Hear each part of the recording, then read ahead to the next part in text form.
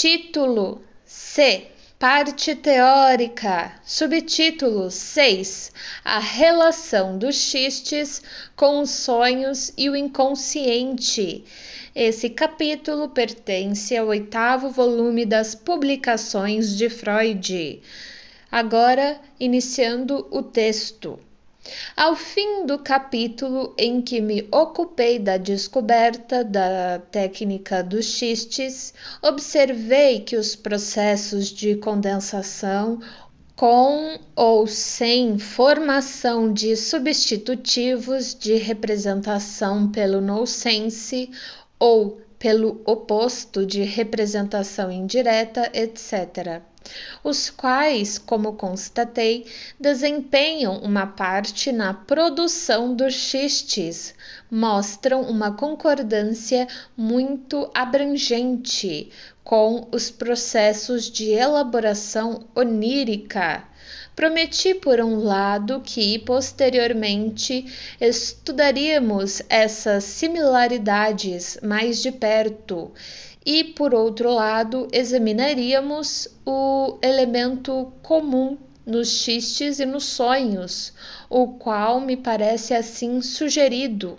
Seria mais fácil para mim operar essa comparação se pudéssemos assumir que um de seus dois objetos, travessão, a elaboração onírica, travessão, fosse já familiar a meus leitores. Entretanto, será provavelmente mais sábio não fazer tal suposição. Tenho a impressão de que A Interpretação de Sonhos, publicado em 1900, provocou mais desconcerto que esclarecimento entre meus colegas especialistas. Sei que círculos maiores de leitores contentaram-se em reduzir o conteúdo do livro a uma fórmula, realização do desejo, que pode ser facilmente recordada e convenientemente mal usada. O contínuo interesse pelos problemas lá tratados, travessão, pois disso me tem dado larga oportunidade minha prática médica como psicoterapeuta, travessão, não me conduziu a nada que pudesse ter exigido alterações ou melhorias nas linhas de meu pensamento. Posso, portanto, esperar tranquilamente até que a compreensão de meus leitores me alcancem ou até que uma crítica judiciosa demonstre os erros fundamentais em minha concepção.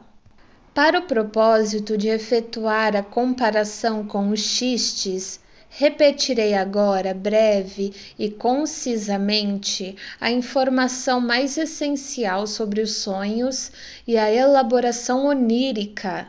Sabemos de um sonho aquilo que, via de regra, se parece a uma lembrança fragmentária que nos ocorre depois de despertar.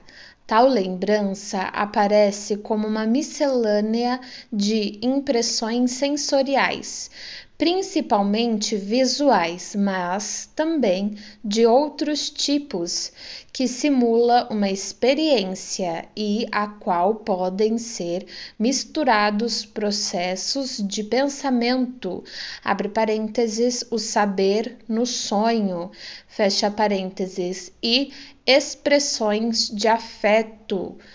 O que desse modo recordamos do sonho chamo conteúdo manifesto do sonho.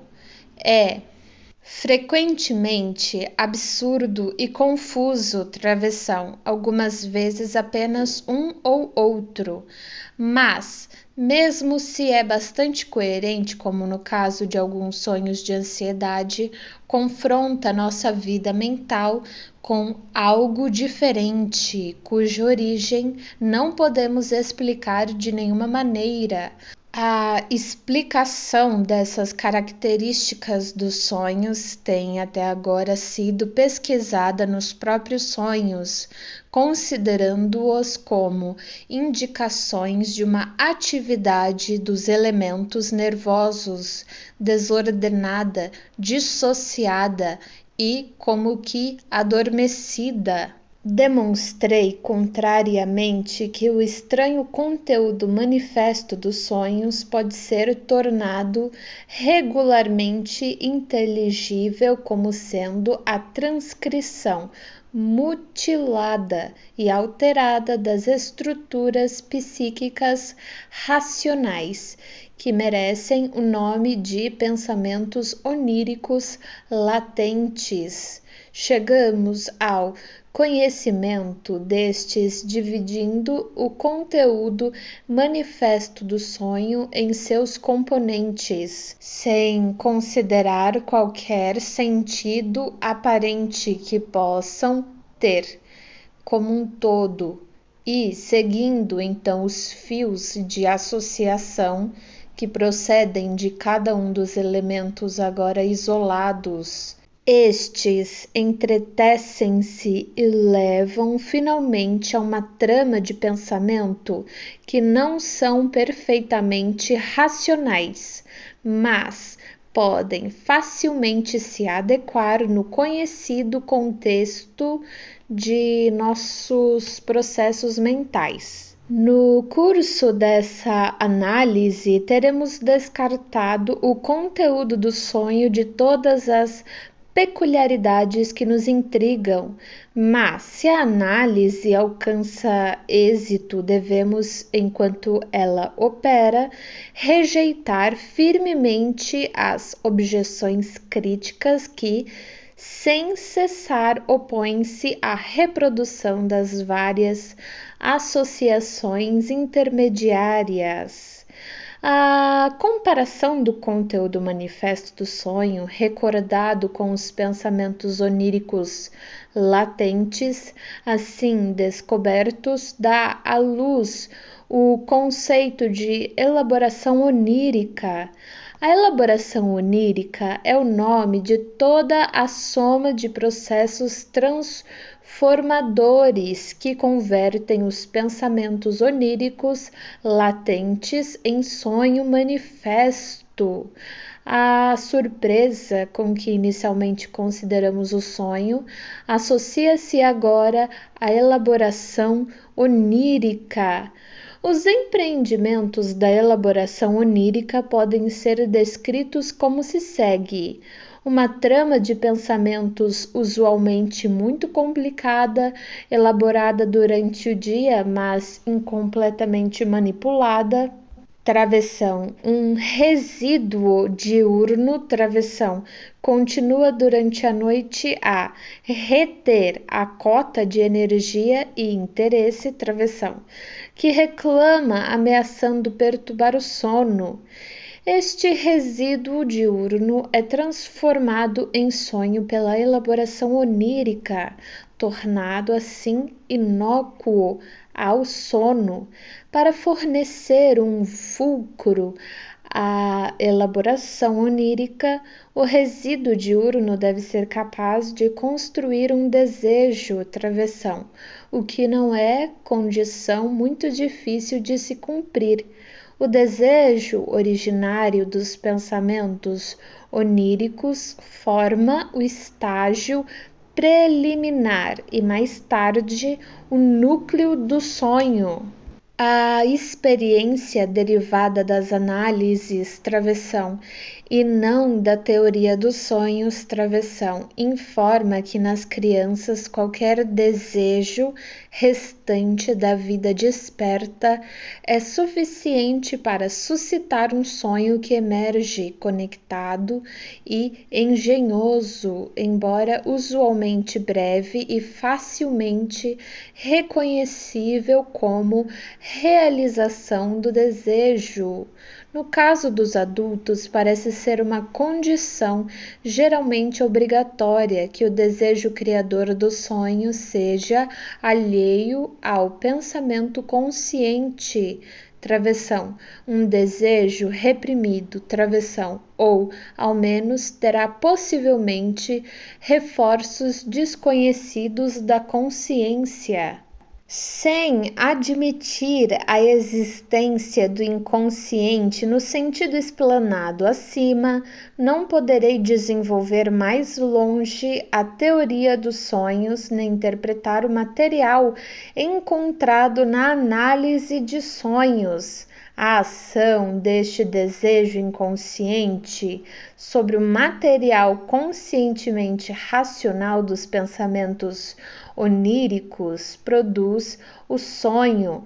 Enquanto isso acontece, o sonho é como que dragado pelo inconsciente, ou, mais precisamente, é submetido a um tratamento tal como o encontrado no nível dos processos de pensamentos inconscientes, tratamento característico desse nível. Até aqui, somente os resultados da elaboração onírica apresentam efetivamente as características do pensamento inconsciente e as diferenças em relação ao pensamento capaz de tornar-se consciente, travessão, o pensamento pré-consciente. Uma teoria nova a qual falta simplicidade e que enfrenta nossos hábitos de pensamentos dificilmente há de ganhar clareza em uma apresentação concisa. Tudo que posso pretender com esses comentários é chamar a atenção para o mais completo tratamento do inconsciente em meio à interpretação de sonhos e nos escritos de Lipps, que me parecem da mais alta importância. Bem, sei que aqueles enfeitiçados por uma boa educação filosófica, acadêmica, ou que extraem em larga escala suas opiniões de algum assim chamado sistema filosófico, hão de se opor à admissão de um inconsciente psíquico, no sentido em que Lipps e eu usamos o termo e preferirão provar sua impossibilidade à base de uma definição do psíquico. Mas as definições são matéria de convenção e podem ser alteradas. Tenho com frequência verificado que as pessoas que discutem o inconsciente como algo absurdo e impossível não formaram suas opiniões nas fontes que me levaram ao menos à necessidade de reconhecê-lo. Tais adversários do inconsciente nunca testemunharam o efeito de uma sugestão pós-hipnótica, e quando lhes disse de minhas experiências com neuróticos não hipnotizados, foram tomados de grande perplexidade. Nunca perceberam a ideia de que o inconsciente é algo que realmente não conhecemos, mas que somos obrigados a admitir através de compulsivas inferências. Compreenderam-no como algo capaz de tornar-se consciente, embora não estivesse sendo pensado em tal momento, não ocupasse o ponto focal da atenção. Nem tentaram nunca se convencer da existência em suas próprias mentes de pensamentos inconscientes, como esses pela análise de um de seus próprios sonhos. Quando tentei fazê-lo, puderam apenas acolher suas próprias associações com surpresa e confusão. Penso que resistências emocionais fundamentais obstam o caminho da aceitação do inconsciente. fundadas no fato de que não se quer conhecer o próprio inconsciente, sendo então o plano mais conveniente a negação completa de tal possibilidade. A elaboração onírica, travessão, a qual retomo após essa digressão, travessão, submete o material dos pensamentos apresentados no modo optativo, a mais estranha das revisões. Primeiro, passa do optativo ao presente do indicativo, substitui o, abre aspas, se ao menos, fecha aspas, pelo, entre aspas, é.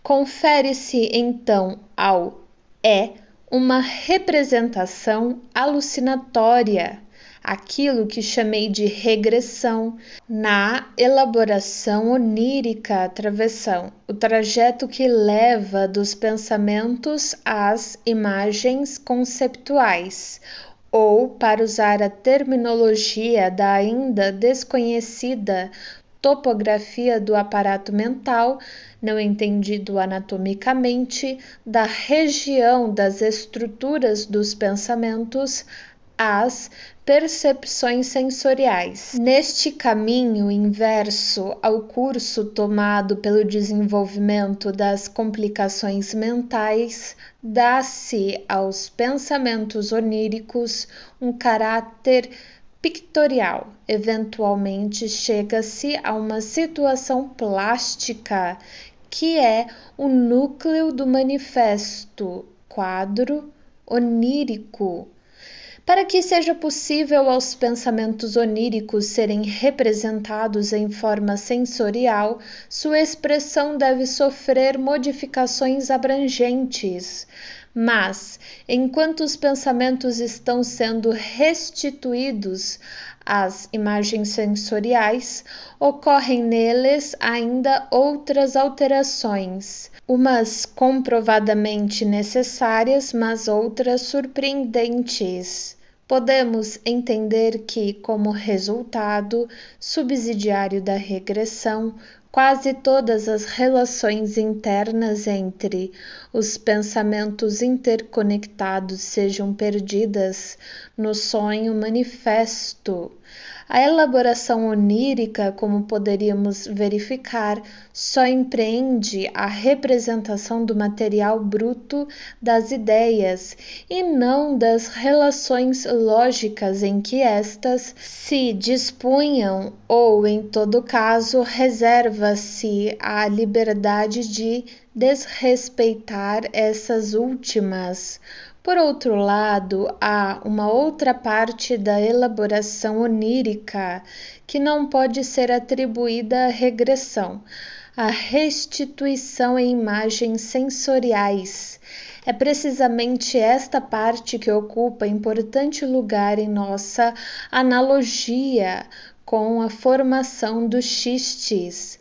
No decorrer da elaboração onírica, o material dos pensamentos oníricos é sujeito a uma muito extraordinária compreensão ou condensação.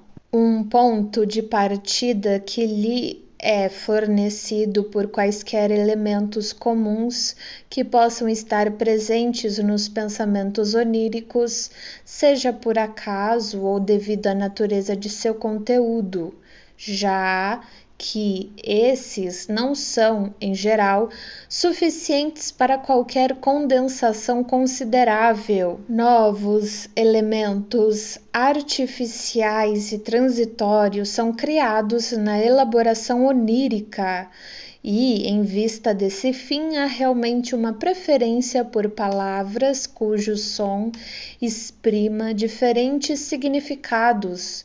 Os elementos comuns recém-criados de condensação penetram no conteúdo manifesto do sonho, como representantes dos pensamentos oníricos, de modo que um elemento no sonho corresponde a um ponto nodal ou a uma junção nos pensamentos oníricos e, comparativamente a estes últimos, deve ser descrito geralmente como superdeterminado. A condensação é a peça da elaboração onírica mais facilmente reconhecível. Basta comparar o texto de um sonho quando é anotado com os registros dos pensamentos oníricos a que se chega pela análise, para que nos impressionemos com a extensividade da condensação onírica. É mais fácil convencer-nos da modificação de segundo grau dos pensamentos oníricos operada pela elaboração onírica, travessão, o processo que denominei deslocamento no sonho.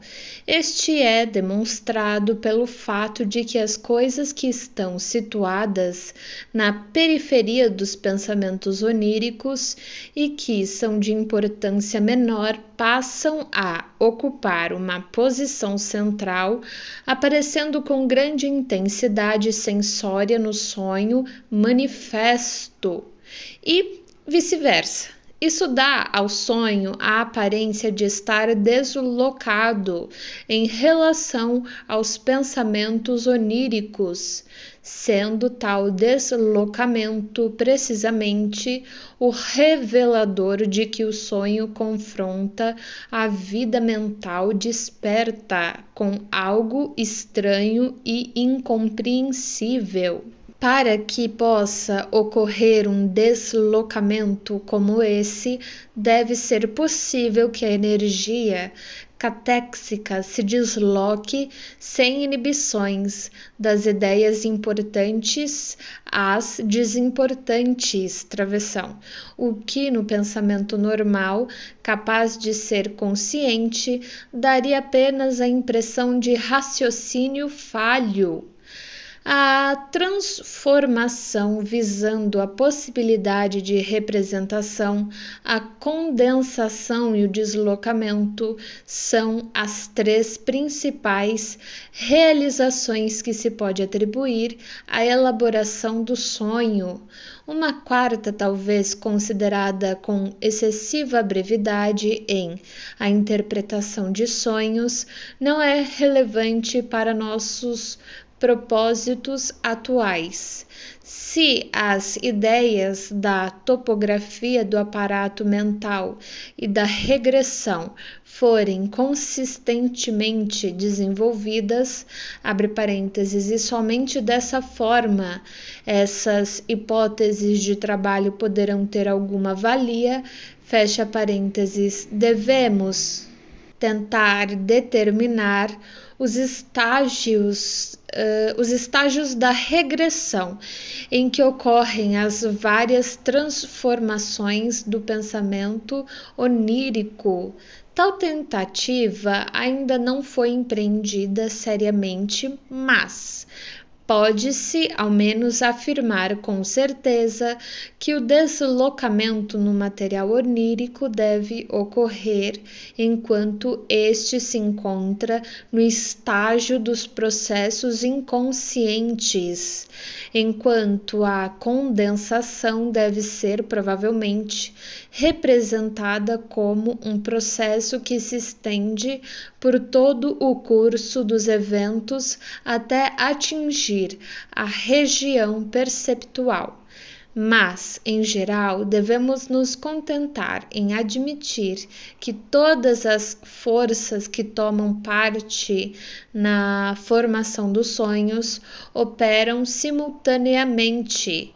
Embora, como há de se perceber, devamos manter certas reservas ao lidar com tais problemas e, embora persistam dúvidas fundamentais que não podem ser apresentadas aqui, quanto à esquematização da questão desta maneira, Gostaria, entretanto, de me aventurar a afirmar que o processo de elaboração onírica preparatório ao sonho deve se localizar na região do inconsciente. Assim, a falar grosseiramente, haveria ao todo 3 estágios a ser distinguidos na formação de um sonho. Primeiro, o transplante dos resíduos diurnos pré-conscientes ao inconsciente, no qual devem operar as condições que governam o estado de sono. Depois, dá-se a elaboração onírica propriamente dita no inconsciente e, em terceiro lugar, a regressão do material onírico, assim revisto, a percepção onde o sonho se torna consciente. Pode-se reconhecer as seguintes forças como tomando parte na formação dos sonhos: o desejo de dormir, a catexia da energia remanescente nos resíduos diurnos, depois que a energia é diminuída pelo estado de sono, a energia psíquica no desejo inconsciente construtor do sonho e a oponente força da censura, que domina a vida diária e não é completamente suspensa durante o sono. A tarefa da formação do sonho é, acima de tudo, superar a inibição da censura, e precisamente esta tarefa é resolvida pelos deslocamentos de energia psíquica dentro do material dos pensamentos oníricos. Recordemos agora o que é que, em nossa investigação dos xistes, nos dá ocasião de pensar nos sonhos.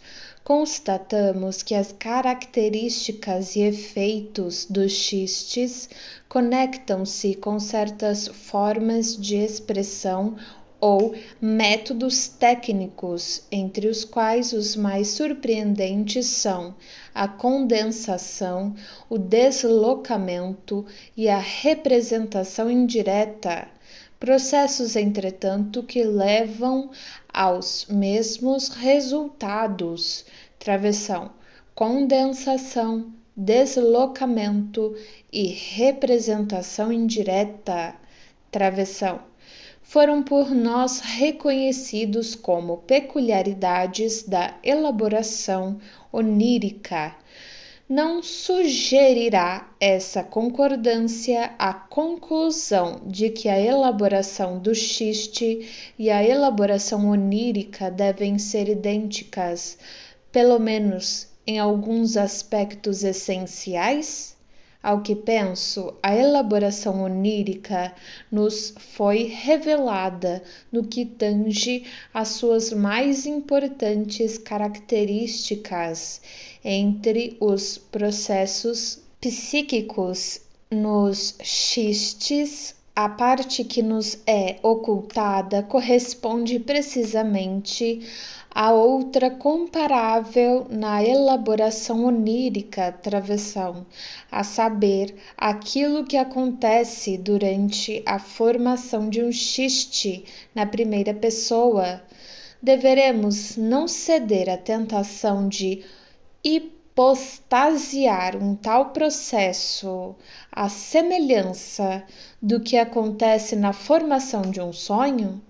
Algumas das características do sonho são tão estranhas aos xistes que a parte da elaboração onírica correspondente a tais características não pode ser transferida à formação dos xistes. Sem dúvida, a regressão do curso do pensamento à percepção está ausente dos xistes, mas os outros 2 estágios da formação onírica, o mergulho de um pensamento pré-consciente no inconsciente e sua revisão inconsciente, desde que ocorram na formação do xiste, apresentariam o mesmo resultado que podemos observar nos xistes. Decidamo-nos, então, a adotar a hipótese de que é dessa forma que os xistes são formados na primeira pessoa. Um pensamento pré-consciente é abandonado por um momento à revisão do inconsciente, e o resultado disso é imediatamente capturado pela percepção do consciente. Antes de examinarmos em detalhe essa hipótese, consideremos uma objeção que pode ameaçar nossa premissa. Partimos do fato de que as técnicas dos xistes indicam os mesmos processos conhecidos como peculiaridades da elaboração onírica. Ora, é fácil discordar disso, afirmando que não teríamos descrito as técnicas dos xistes como condensação, deslocamento, etc., nem chegado a postular conformidades tão abrangentes entre xistes e sonhos, caso nosso prévio conhecimento da elaboração onírica não tivesse influenciado nossa concepção da técnica dos xistes. Portanto, no fundo, o que estamos fazendo é apenas encontrar nos xistes uma confirmação das expectativas procedentes dos sonhos e com as quais os abordamos. Se é este o fundamento da conformidade, não haveria qualquer outra garantia de sua existência afora nosso preconceito. De fato, a condensação, o deslocamento e a representação indireta não foram considerados por qualquer outro autor como explicativas das formas de expressão dos xistes. Esta seria uma objeção possível, mas não por isso uma objeção justa.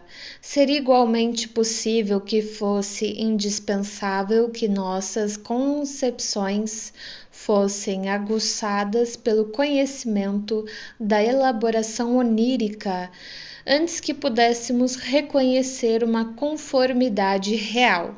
Afinal, a decisão quanto a esse dilema dependerá apenas do que possa provar o exame crítico à base de exemplos individuais, ou essa é uma forçada concepção da técnica dos xistes, a favor da qual foram suprimidas concepções mais plausíveis e mais aprofundadas, ou tal exame nos obrigará a admitir que as expectativas derivadas dos sonhos podem ser de fato confirmadas nos xistes. Sou de opinião que nada temos a temer dessa crítica e que nosso procedimento de redução mostrou-nos confiavelmente em que formas de expressão procurar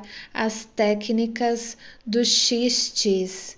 Se damos a estas técnicas nomes que antecipam a descoberta da conformidade entre a elaboração do xiste e a elaboração onírica, temos todo o direito de fazê-lo, tratando-se apenas de uma simplificação facilmente justificável.